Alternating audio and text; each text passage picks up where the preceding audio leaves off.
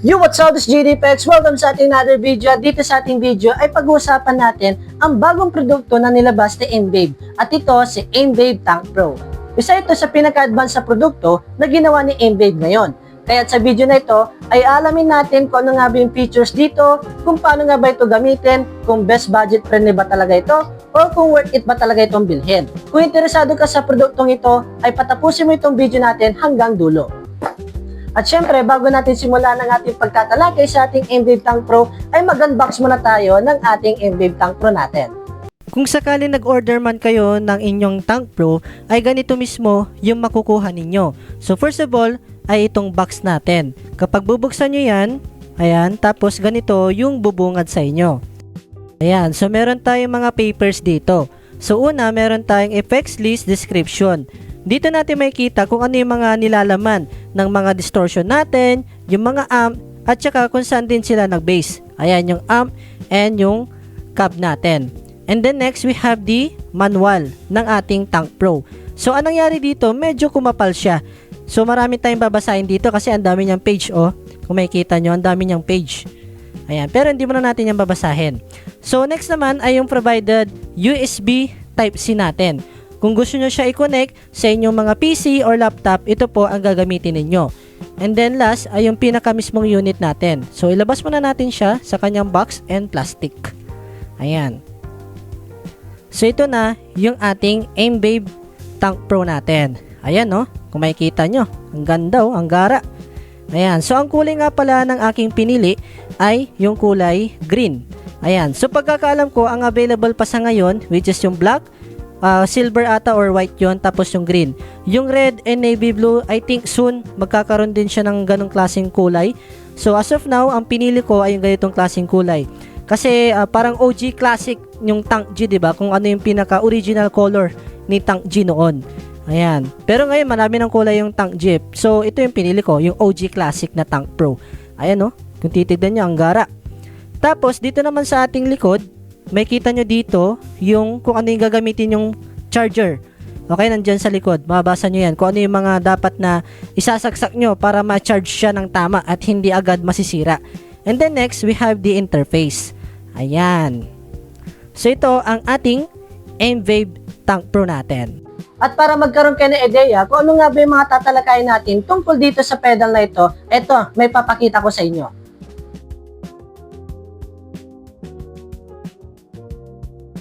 Unahin muna natin sa looks na observe ko dito para sa Tank Pro na ito.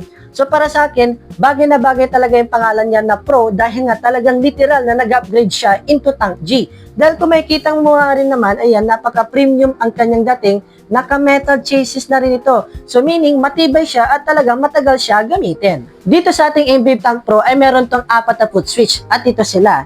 From foot switch A to D. So parang Tank G style lang siya, di ba? At dito sa ating foot switch na ito ay dito rin naka-assign yung mga preset natin. At syempre, yung mga effects natin dito. At dito naman, pangalawa ay meron tayong color LCD display para makita natin or ma-monitor natin kung ano nga ba yung mga nangyayari dito sa ating Tank Pro natin. Nandito na rin yung mga presets name, yung mga in-edit natin dito, yung mga in-adjust natin dito. Dito natin sila makikita sa color LCD display natin. Sa kanang bahagi naman ay makikita natin dito yung mga dedicated buttons o yung tinatawag natin na effects module. So meron tayong mga wah, meron tayong mga FX1, FX2, mga distortion, amp, cabinet, at iba pa. So marami talaga siyang effects na nilalaman dito sa ating Mbabe Tank Pro. Dito naman sa taas ng ating effects module ay makikita natin dito yung 4 na knobs. So itong 1, 2, 3 ay ito yung mga knobs para makontrol natin yung mga effects natin dun sa mga ginagamit natin ng mga effects. At syempre ito yung master volume natin. Ayan. At ito pwede rin natin sila i-customize. Pero except nga lang sa master volume natin. Sunod naman natin tatalakayin ay yung specifications na meron dito sa Mbabe Tank Pro na ito. Ang ating Mbabe Tank Pro ay meron siyang higit na 300 built-in effects, 90 amp models, 90 cabinet simulations, meron itong 30 overdrives at 30 distortion na pwede natin gamitin dito sa ating Mbabe Tank Pro na ito. At hanggang 10 effect blocks yung pwede natin gamitin ng sabay-sabay. Mayroon na din itong 120 preset. 60 para sa factory preset, at sa kabila naman yung 60 natin ay para ito sa user presets. At dito rin tayo gagawa ng sarili nating presets dito sa ating Tank Pro. Hindi pa dyan nagtatapos, dahil para sa mga nagtatanong kung meron nga ba itong drum machine at yung looper natin, yes, meron itong drum machine. Ito yung drum machine natin at ito naman yung looper natin. Sunod naman natin pag-uusapan ay yung mga interface or yung connection dito sa ating Tank Pro natin. Una ay meron siyang expression pedal input. Dito naman tayo sumasaksak ng ating external expression pedal natin. Pangalawa ay meron tayong input. Dito naman tayo sumasaksak mula sa ating gitara. Pangatlo, meron siyang 3.5mm MIDI input. Kung meron kayong MIDI controller or MIDI device ay dito nyo siya isasaksak. At sunod naman, kung gusto nyo ng silent playing or silent practice, ay dito nyo isasaksak ang 3.5mm earphone or ang headphone ninyo. Meron din siyang leaf or ground toggle switch, GND for ground connection, at leaf naman para i-disconnect ang ground. May XLR out interface na rin ito, kaya perfect siya kung rekta ka sa mixer or PA system, lalo na kung live performance ang setup ninyo. Meron din itong dalawang output, isang mono sa left channel, at kung gusto nyo naman ng stereo setup ay pwede nyo pasaksakan ng isa pang cable dito sa ating right output channel natin kung dalawa ang amplifier ninyo or kung gusto nyo remekta sa mixer, sa DI at iba pa.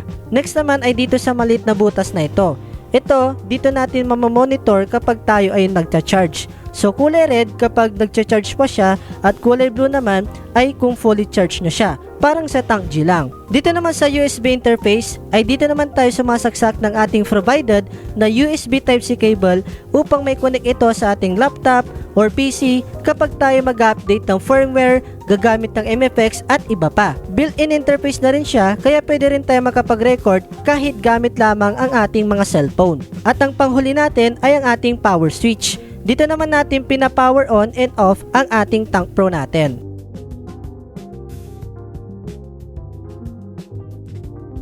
Ayan, nalaman nyo na ang ibig sabihin at kung paano nga ba gamitin yung mga connection dito o di kaya yung interface dito sa ating Tank Pro natin. Dako na tayo sa ating susunod na tatalakayin at ito, kung paano nga ba gamitin si Tank Pro natin. Kanina nabanggit ko sa inyo yung mga foot switches ni Tank Pro, di ba? Pero hindi lang yan panglipat-lipat ng mga preset natin dahil may mga iba pa tayong pwedeng gawin dito sa ating mga foot switches natin. At ito yung tinatawag natin na short press at yung long press natin dito sa ating foot switches ni Aimwave Tank Pro. Unahin muna natin sa short press dito sa ating Tank Pro natin. Pagdating naman dito sa ating Tank Pro, yung short press natin ay parang Tank G style lang talaga ito. So ganito siya, ipipress mo lang yung A and B, short press, para magbawas ka ng bank. So ganito siya. O diba? Next naman, kung gusto mong umabante or magdagdag ng bank, ay i-press mo lang itong C and D, short press. Ayan. O diba? Parang Tank G lang. Ngayon, kapag ka nandito ka na sa pinakamismong bank mo, ang gagawin naman natin, kung gusto mo mag live mode, ay ito, foot switch B and C. Isang press lang, short press. Ayan, tapos nandito ka na sa live mode. Ngayon, kapag ganito yung bumungad sa inyo, makikita nyo yan. Ayan, kapag nasa pinakataas, ibig sabihin yan, short press. Kapag nasa pinakababa, long press po yan. So parang ganito siya. Pag short press, ang nakokontrol dyan, ito, yung -1 na preset. O diba? Kapag magbabawas ka ng volume, ayan, tapos add 5. Kapag long press naman, itong nasa baba. Okay? A, B, C, D. Ganun po yun. So ito yung A, B, C, and D. Kapag sa baba, long press. Okay? Ganyan po siya. And there you go. Sunod naman natin ay yung long press dito sa ating Tank Pro. Ayan, mababasa nyo yan sa pinakababa ni Tank Pro. Kapag hinold mo ang A and B, ang mangyayari dyan ay yung signal chain. Ayan. Pwede rin natin i-arrange yung signal natin dito. Ayan yung chain natin. Depende na yan kung paano nyo siya i-arrange. Ngayon, para mag-exit ka, short press A and B. Ayan. Tapos next naman, kapag gusto mo ng instant sa signal chain mo, i-press mo lang yung home once. Ayan. Tapos pwede mo i-arrange yan. Tapos pwede mo rin i-click yung home button para mag-exit. Sunod naman natin, i-hold natin yung foot switch B and C para mapunta ka sa preset volume. Ayan. Sunod naman natin ay yung foot switch C and D, i-hold natin to para magpunta tayo sa tuner mode. Ayan. Dito naman sa ating tuner ay makikita nyo dito, meron siyang hertz. Ayan, tapos pwede rin natin i-mute ang ating, ayan, yung tuner natin. So, para makontrol yan, gagamitin natin yung knob 1, knob 2, and knob 3. Ayan, para makontrol siya. Tapos, dito naman sa game, ito, ang kinagandaan sa game kasi is parang training na din siya para sa akin. Para ma-practice natin yung mga notes natin sa fretboard. So, for example, nag-play ka ng note sa D. So, ayan. So, susundan mo lang yung mga nag-a-appear dyan na mga notes. So, pwede rin siya pang training para ma-master natin yung fretboard natin. Sunod naman natin ay yung tigi-isang foot switch dito. I-hold natin sila. Kapag hinold mo lang ang A, mapupunta ka sa drum machine. Kapag sa ano naman, letter B o yung foot switch B natin, sa looper. Okay? Tapos dito naman sa foot switch C, mapupunta ka sa preset list. Ayan, for example, ito yung bank, yung number. Tapos ito yung mga preset, each bank. Okay? So ito yung B. Ayan, C, tapos D. Para makita mo na rin kung ano yung mga next preset na gagamitin mo. Tapos, dito naman sa D, ay ang ating top tempo. Ayan, top tempo po ito. Ayan, nalaman nyo na kung paano nga ba nag-work yung mga foot switches dito sa ating Tank Pro natin. O, diba? Hindi lang siya pang lipat-lipat ng mga presets, kundi may kaya pa itong gawin. Sunod naman natin pag-uusapan ay itong para knob na ito. Pero, ang tanong, paano nga ba ito ginagamit itong para knob natin? Ito, panoorin nyo to. Sunod naman natin ay yung para knob dito sa ating Tank Pro natin. Dito sa ating para knob ay meron itong dalawang klaseng ginagawa. Una, kapag nasa pinaka home screen tayo, ay pwede natin i-adjust yung mga controls dito na nakikita mo sa screen mo. Kung gusto natin lumipat ng mga other banks ng mabilisan, ay short press mo lang itong para knob, ayan, tapos ikot-ikutin mo lang yan. O diba, mabilis na natin mailipat yung mga banks natin and yung mga preset natin. O diba? And then next naman, kapag gusto mong kontrolin itong volume, music, BPM, ay ito turn right mo lang siya, rotate mo lang. O diba? Tapos short press para makontrol mo yung specific na gusto mong kontrolin. Ayan. Tapos ganun din sa music. Dito naman sa music, kapag nakakonect ito sa inyong Bluetooth, kapag meron kayong backing track or background music na piniplay, ay pwede nyo na rin may adjust yung volume ng inyong backing track gamit itong music na ito. And then next naman natin ay yung BPM natin. Pwede na rin natin ito may adjust. O diba? Adjustable na rin at flexible gamitin si Tank Pro. Pangalawang gamit naman ng ating para knob ay i-hold mo lang itong para knob na ito at mapupunta ka na sa pinakamismong global settings ni Tank Pro. At ito yung bubungad sa inyo. Ayan. Diba? Napakadami. Siyempre, explain ko muna sa inyo kung ano nga ba yung mga nangyayari dito. Kapag itong pedal na ito, kapag meron kayong expression pedal, kaya kung makikita nyo dito, meron siyang EXP. Ayan, kasi nga wala siyang built-in na expression pedal, pero pwede natin lagyan na external expression pedal dyan. Tapos, syempre, kailangan muna natin i-calibrate yan para maayos natin magamit at accurate gamitin yung external expression pedal na ikakabit natin dito sa ating Tank Pro natin. At syempre, para mag-exit ka, press mo lang yung A. Ayan. Tapos next naman ay dito sa ating EQ. Pagdating naman sa ating EQ ay nakadepende na yan sa inyo kung marunong kayong mag-adjust ng mga EQ dito. Okay? Kung marunong kayo mag-mix, pwede nyo siyang galawin. Pero kung hindi pa kayo familiar, kung hindi pa kayo marunong mag-mix ng EQ, ay okay lang naman na hindi nyo muna siya galawin or gamitin. Kasi ako madalas hindi ko na to ginagalaw talaga eh. So nakarekta na lang ako kung ano yung settings na naririnig ko or piniplay ko dun sa preset ko. So para mag-exit siya, ayan, short press sa ating foot switch A. Next naman natin ay yung MIDI na nakasulat dito. Yung pangatlo natin. Ayan. Kapag tayo ay gagamit ng M-Babe Chocolate, ay dito tayo pupunta sa MIDI natin para makita natin yung guide na dapat na susundin natin. CC preferences kung ang style na gusto mo ay stamp mode. Kung PC mapping naman, kung ang gusto mo ay paglipat-lipat ng mga preset gamit si M-Babe Chocolate. Pero soon ituturo ko rin sa inyo kung paano gamitin itong M-Babe Chocolate, kung paano siya i-connect. Okay, so soon ituturo ko rin yon sa inyo. And then next naman natin ay yung switching preset. Dito naman sa switching preset ay meron siyang pre-select at saka yung direct. Ayan, so ganun lang siya kung paano siya gamitin. And then next naman ay dito tayo sa other. Ngayon, pag dito sa other natin, madalas ginagamit ito kapag nagre-record kayo or may nakasaksak kayo na USB interface dyan. Pero madalas, nangyayari ito kapag nagre-record kayo. Ayan, so pwede nyo siya i-adjust kung no cab ang maririnig sa recording or dry or kung gusto nyo pati cab, maririnig din doon. And then next naman itong USB natin, parang ganun din. And then sa USB recording, yung volume. Ayan, pwede nyo na rin siya i-adjust, diba? So napakaganda talaga ng Tank Pro.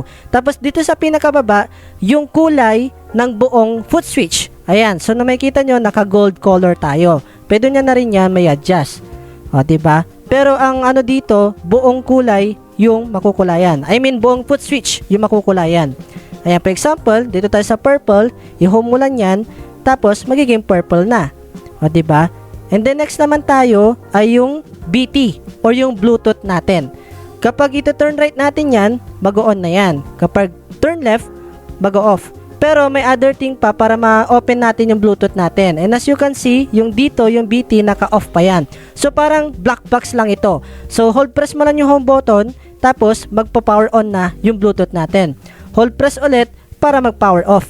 O diba? Parang black box lang. Sunod naman natin ay yung in-level dito sa ating global settings ni Tank Pro.